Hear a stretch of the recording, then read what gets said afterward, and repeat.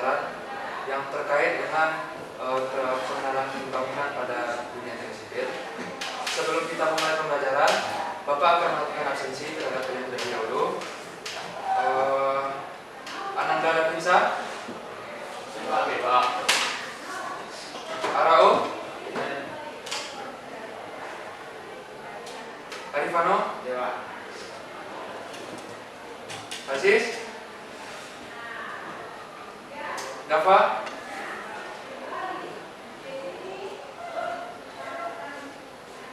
Deden,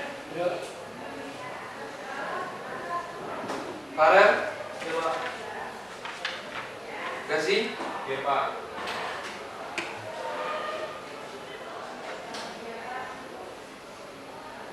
Ikhwan, 2. Mama Fajar, Mama Farhan, 5. Mama Ilham, Mama Musa, 2. Naura, Rahman Sidik, 2. Rehan, Sayyid Noval, Yoga Saputra, Suyen, 5.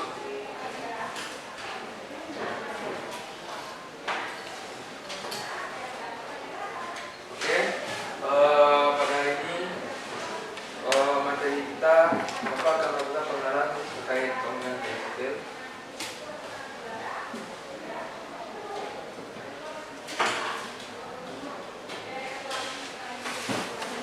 Nah, dapat dilihat hal pertama yang perlu kita ketahui pada bangunan pada teknik sipil, kita harus paham bangunan itu apa, yaitu kita dapat dilihat di sini definisi bangunan. Nah, ilmu bangunan adalah ilmu pengetahuan yang mempelajari hal-hal yang berhubungan dengan perencanaan dan pelaksanaan yang berhubungan dengan pembuatan maupun perbaikan bangunan atau infrastruktur. Nah, dalam penyelenggaraan bangunan kita mengusahakan, merencanakan kalau membuat bangunan itu kita sebisanya ekonomis, rendah biayanya, dan juga memenuhi persyaratan dengan mengenai bahan, konstruksi maupun pada saat pelaksanaannya.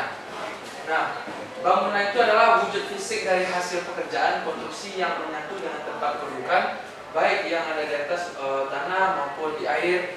Nah, tergantung dari bangunan apa yang kita bangun.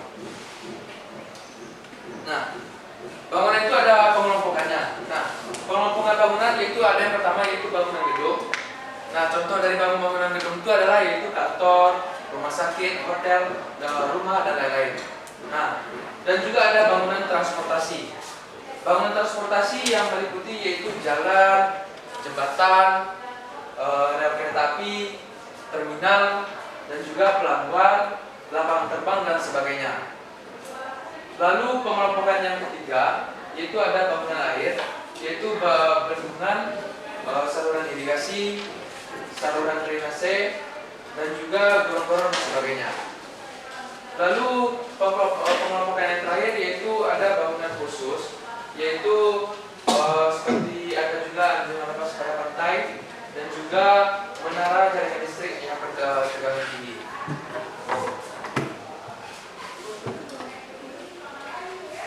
Nah, kita harus paham ada juga beberapa syarat dalam kita merencanakan sebuah bangunan teknik sipil.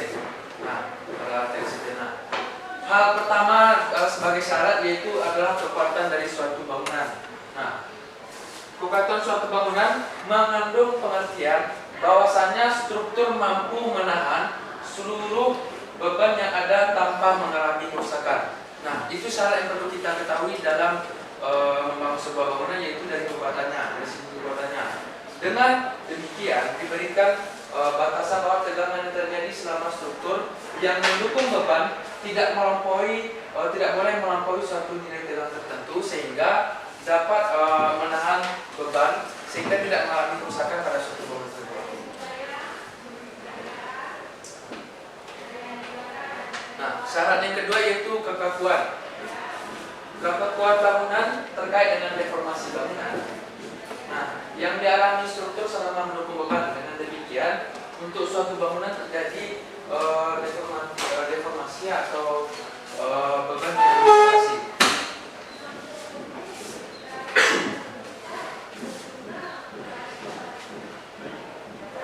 Faktor yang ketiga yaitu ada dari kenyamanan atau comfortability, dan juga ada segi estetika atau keindahan dari suatu bangunan. Nah, agar bangunan berfungsi dengan baik dan memberikan kinerja yang tinggi, diperlukan kondisi yang nyaman bagi para penggunanya. Nah, aspek kenyamanan meliputi pergerakan dalam gedung, pencahayaan dari suhu ruangan, ataupun aliran udara yang masuk dari bangunan itu. Contoh dari ventilasi itu aliran udara yang masuk, itu juga bagian dari faktornya. Dan juga untuk sebagai sarana publik, jadi gedung ini berada pada suatu kawasan atau terkait dengan sarana yang lain. Dengan demikian, estetika bangunan ataupun bentuk dari bangunan itu, keindahan dari suatu bangunan itu kita nggak boleh melupainya, karena ini merupakan hal faktor-faktor yang penting dalam sebuah perencanaan bangunan.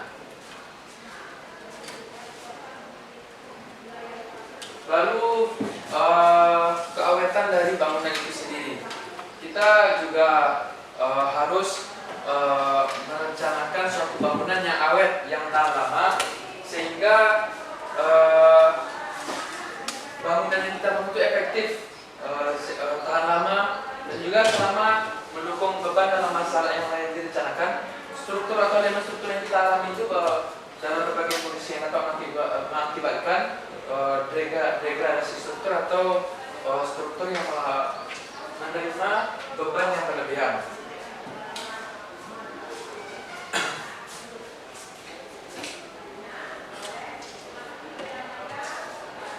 Lalu ada yang namanya sistem operasional atau perawatan dari suatu bangunan. Nah, kebutuhan ini adalah kebutuhan sistem penunjang fungsi dari sebuah bangunan berupa sistem operasional dan perawatan yang harus sudah kita rencanakan dari sejak awal. Dan juga sistem operasional sistem ini yang baik akan menghasilkan gedung dengan operasional yang rendah, dan juga gedung ini akan berfungsi selama minimal memenuhi masa yang kita sudah rencanakan. Jadi kita sudah merencanakan bangunan ini akan bertahan selama 10 tahun misalnya.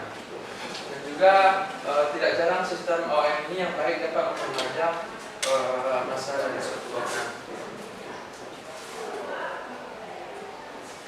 Nah, dan juga bagian selanjutnya itu adalah bagian-bagian dari sebuah bangunan.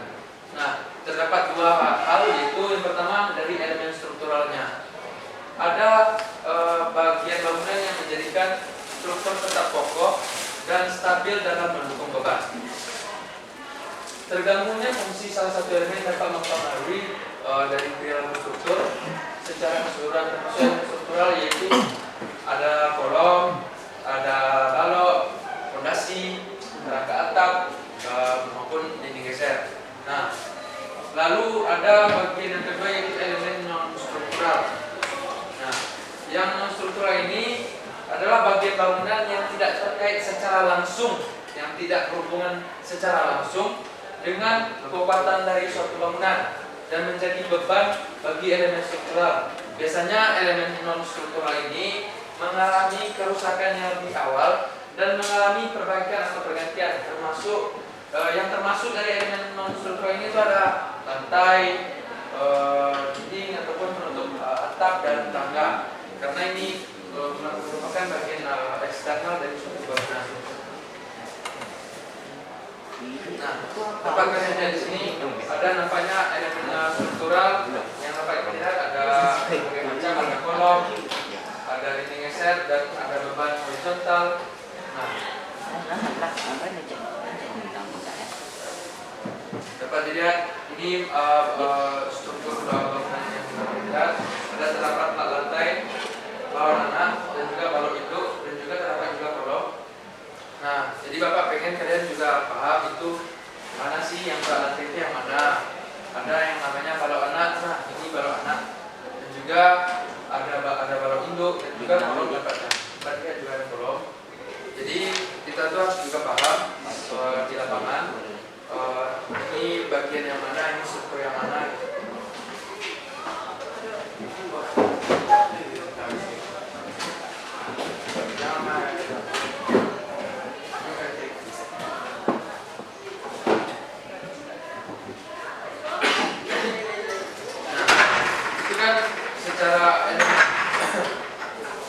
Lalu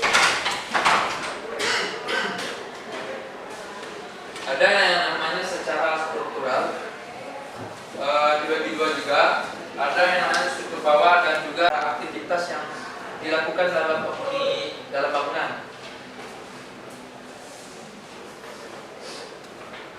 Nah, ini struktur bawah dapat dilihat ada kolom, ada penutup lantai, kerikil dan pasir, kaki kolom dan fondasi tiang.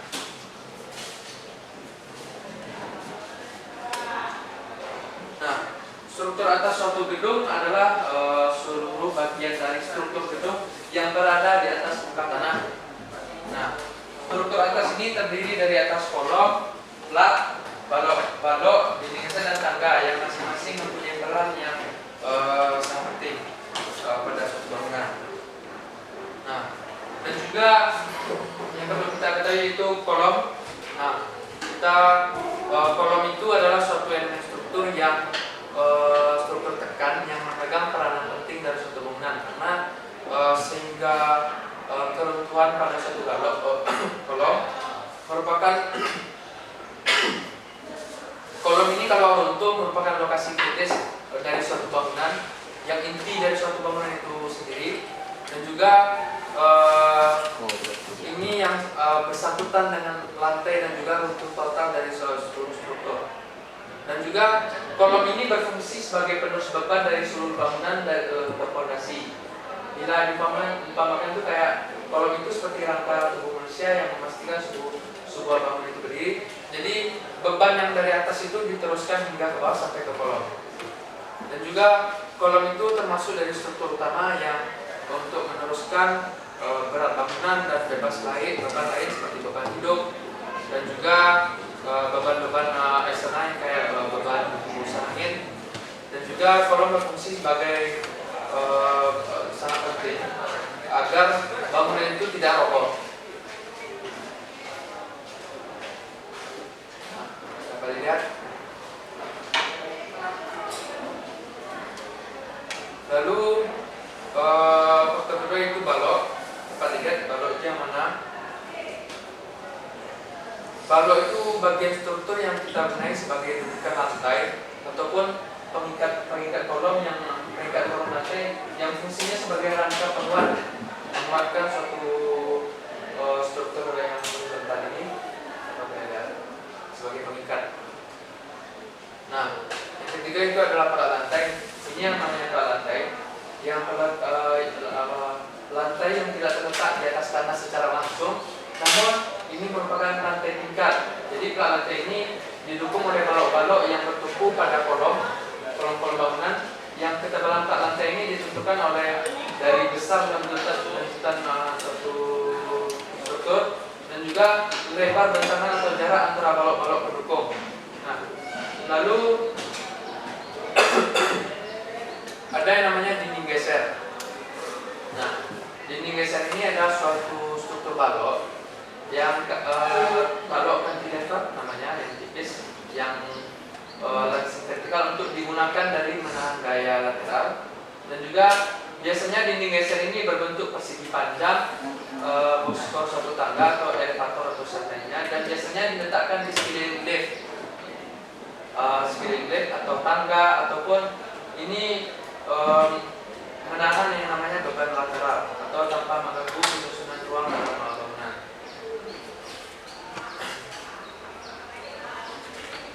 Berdasarkan aksi dari sebuah strukturalnya, berdasarkan actionnya, ada yang plat ini dibedakan menjadi 4 hal.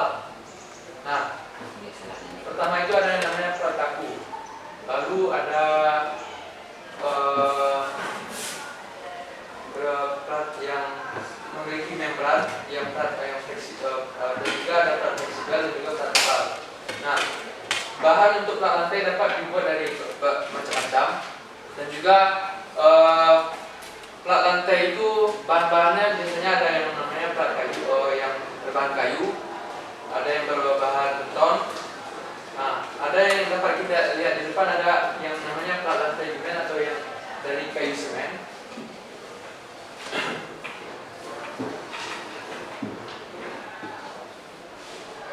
Pedoman dan peraturan bangunan. Nah, pertama peraturan yang perlu kita pedomani ataupun harus kita ikuti dalam membangun suatu bangunan, yaitu ada peraturan yang namanya peraturan nasional, dan juga ada juga peraturan yang namanya pembebanan Indonesia. Jadi ada yang namanya standar arsitek juga di Indonesia ini. Jadi kita harus mematuhi atau memedomani aturan-aturan yang ada. Dapat dilihat ini adalah struktur konstruksi gedung. Nampak yaitu kolom, mana yang lantai, mana yang balok. Dapat kita lihat ini. Nah, untuk bangunan transportasi dapat dilihat juga ini contohnya. Ini yang ada yang namanya jalan raya. Nampak strukturnya, ada yang namanya badan jalan.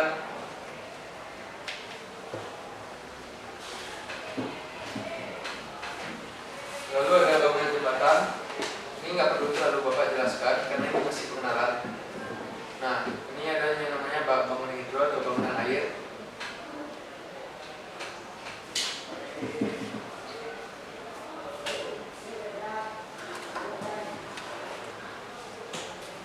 Nah, setelah semua dari PPT yang Bapak berikan, yang Bapak paparkan, ada nggak yang bisa menjelaskan bangunan itu apa?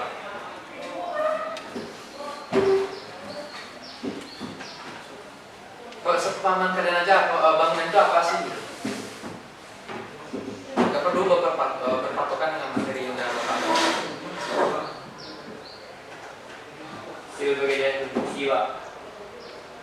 Gimana? Bangunan itu apa? Silu pekerjaan konstruksi, Pak. Itu juga termasuk. Ada yang nggak bisa menjelaskan lagi? Bangunan itu apa?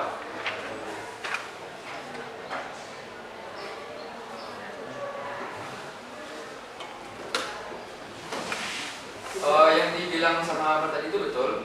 Kalau bangunan itu adalah hasil dari pekerjaan suatu konstruksi. Nah, jangan bingung pula kalian ditanya bangunan itu apa, karena kita harus paham juga. Nanti ditanya sama orang, kalau kita nggak paham bangunan itu kan sangat remeh rasanya. Nah, pengelompokan dari bangunan-bangunan itu tadi ada beberapa banyak. Nah, ada 4 hal tadi.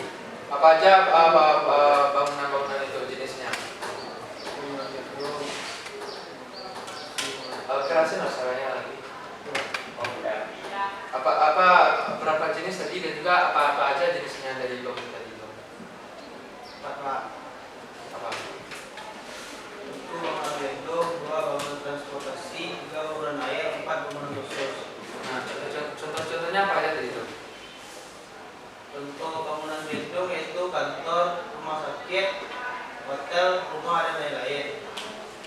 2 contoh bangunan transportasi yaitu jalan, jembatan, rel kereta api, terminal, pelabuhan, lapangan terbang dan sebagainya. 3 bangunan air yaitu bendungan, saluran irigasi, saluran drainase, bangunan bagi, gorong-gorong dan sebagainya, Pak. 4 bangunan khusus yaitu pacuman lepas pantai atau rig, menara jaringan listrik tegang tinggi, Pak. Stop kan? Coba stop. Banyak di stop kah? Stop kan? Tekan video kah? Oke. Setelah semua ini, coba kalian keluarin buku catatan kalian. Pak Miki ya.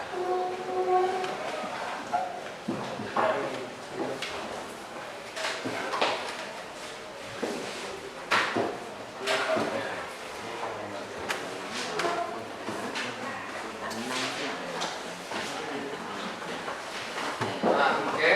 Kalau kalian udah kalian Bapak pengen kalian bikin sepemahaman kalian dari semua materi yang udah Bapak paparkan tadi. Apa aja yang udah yang kalian ingat, apa aja yang kalian pahami, bangunan itu apa, jenis-jenis dari bangunan, apa aja syarat-syarat yang perlu kita ketahui dalam membangun suatu bangunan. Nah, kalian masukkan dalam catatan kalian, kalian buat penjelasan apa aja yang sudah kalian pelajari tadi itu. Nah, nanti itu akan Bapak kumpulkan sebagai nilai kalian, akan Bapak nilai seberapa paham kalian terkait pemaparan materi Bapak tadi.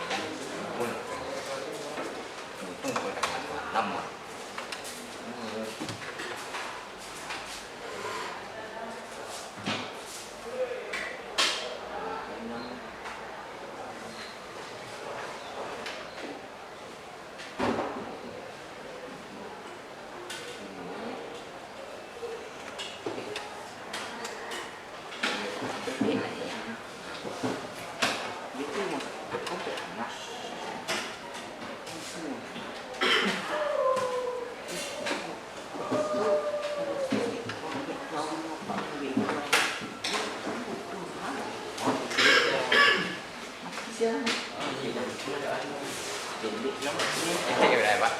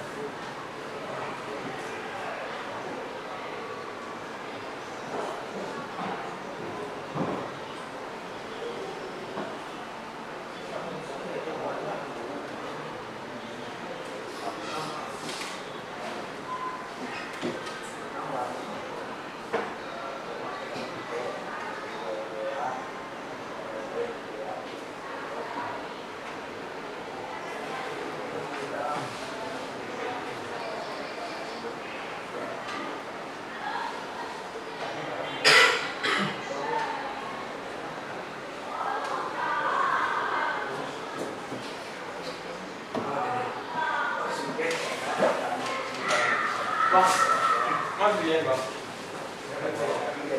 Oh, dua jadi ben. Aduh, jangan keluar ada kelas semua.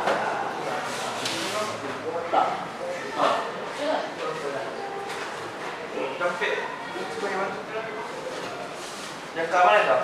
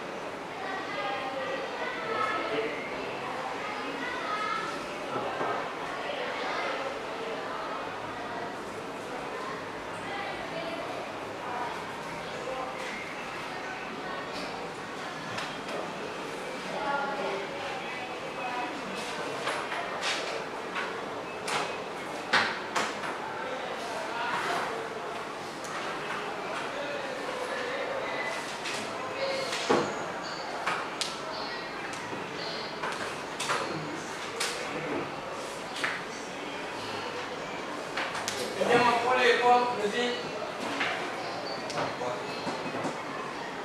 Ya.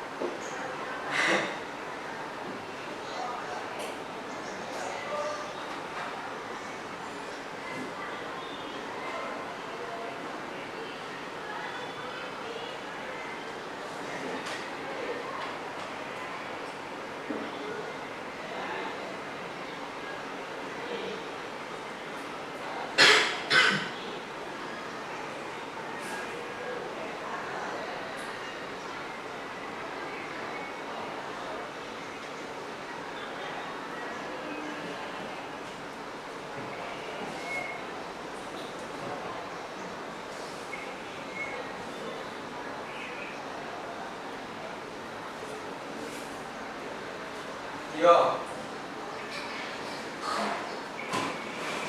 Yo.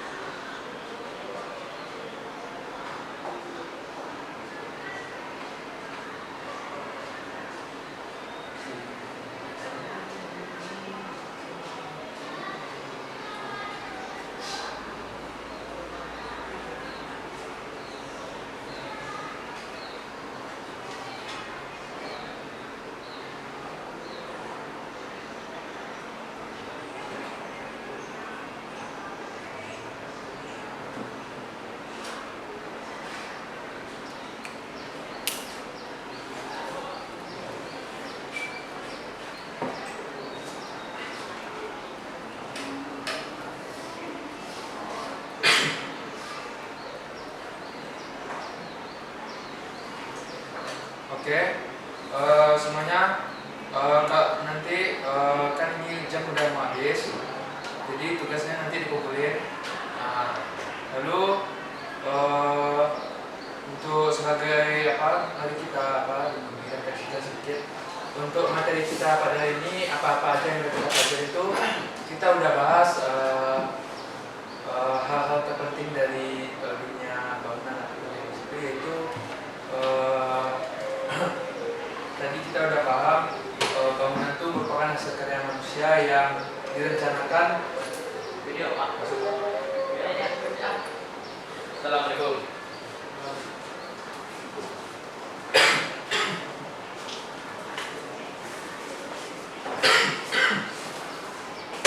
Kita udah paham bahwasannya bangunan itu merupakan hasil karya manusia yang sudah dibangun dan dirancang untuk memenuhi kebutuhan hidup, dan juga baik sebagai tempat tinggal dan juga tempat bekerja, sarana transportasi, dan juga infrastruktur penunjang hidup kehidupan masyarakat.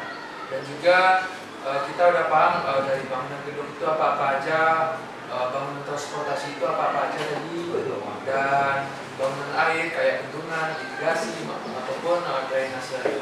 Nah, setiap jenis bangunan ini punya fungsi dan karakteristik yang berbeda, namun semuanya punya tujuan yang sama, yaitu menunjang aktivitas manusia dan meningkatkan kualitas untuk masyarakat kita.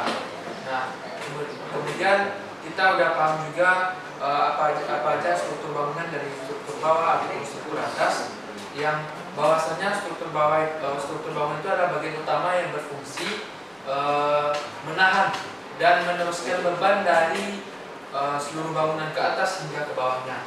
Nah, agar bangunan tetap kuat dan stabil dan aman, struktur ini dibedakan jadi dua bagian yang besar, dari struktur bawah dan struktur atas. Nah, contohnya yaitu tadi dari struktur bawah itu kita ada fondasi. Nah, fondasi itu apa? Fondasi itu adalah bagian yang terendah dari suatu bangunan yang memikul seluruh beban dan menyalurkannya ke tanah dasar. Dari beban yang di atas itu disalurkan ke fondasi, lalu disalurkan lagi ke tanah dasar. Lalu fondasi ini macam-macam. Nah, fondasi ini bisa berupa fondasi dangkal yang kayak batu kali ataupun atau fondasi dalam. Lalu kita udah paham juga itu struktur atas yang kayak kolom, balok. Nah, dari penjelasan tadi itu kita udah bisa menyimpulkan setiap bagian dalam bangunan, baik yang tampak maupun yang tersembunyi di bawah tanah, memiliki peran penting dan saling berkaitan satu sama lain. Nah, bangunan yang kokoh itu tidak hanya bergantung pada bahan yang digunakan, tetapi juga kedepatan pada perencanaan, kekuatan struktur, dan juga kehati-hatian kita dalam pelaksanaan konstruksi. Nah, baik yang syarat-syarat yang harus kita lakukan itu kita juga udah paham juga dari perencanaan dan kekuatannya, dari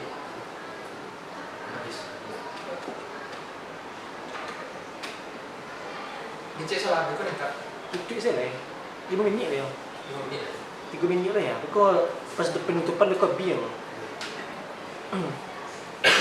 Oke, jadi itu pembelajaran pada hari ini. Jadi untuk pertemuan berikutnya kita akan lebih mempelajari terkait elemen-elemen pada konstruksi.